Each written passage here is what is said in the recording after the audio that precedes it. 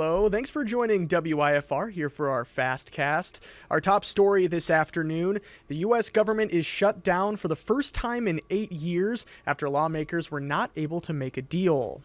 Now, the last shutdown happened under President Trump's first administration and lasted about 35 days. Republicans pushed for a measure that extends federal funding at its current level until mid-November, but Democrats demanded the bill include an extension of Affordable Care Act benefits, which are expiring this year, and reversed cuts to Medicaid. Republicans thought that they could barrel us into a shutdown because they didn't want to protect the health care of the American people. Well, now they've seen they can't bully us, they can't barrel us. This could have been avoided. It's totally unavoidable. And everybody's now asking the question, how does this end?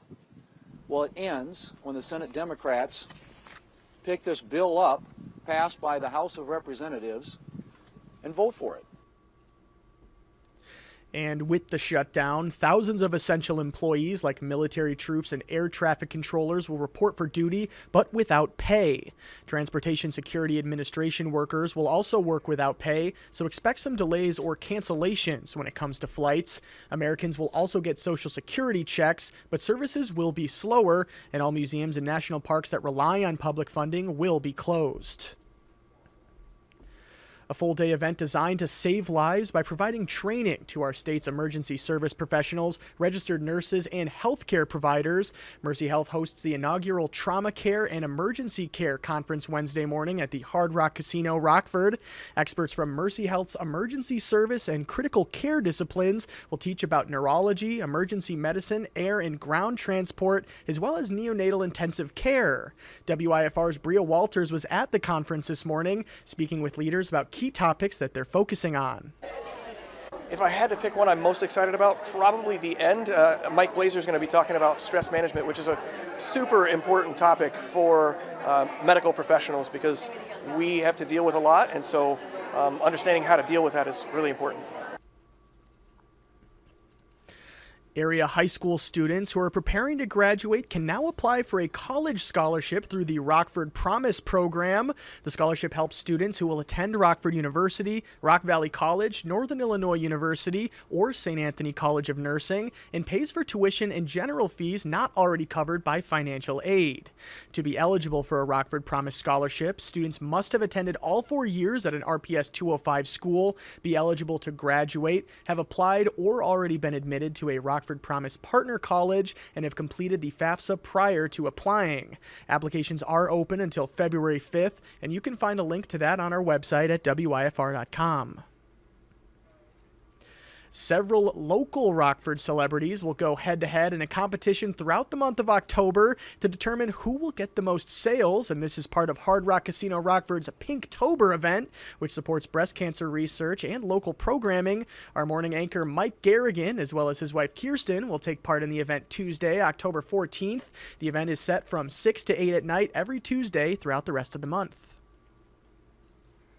Freeport residents will take to the streets Wednesday afternoon, celebrating their homecoming parade from 4:30 to 6 on West Empire Street. And as a result, you should expect some traffic delays, as West Empire will be closed from Park Boulevard to Locust Avenue. No traffic will be allowed to cross in this area, including on Southwest Avenue. And officials warn drivers to pay extra attention due to the increased amount of foot traffic out there. And it's October 1st, of course, so let's see if we've got those fall-like temperatures to match. Let's take a look at our 10-day forecast out there.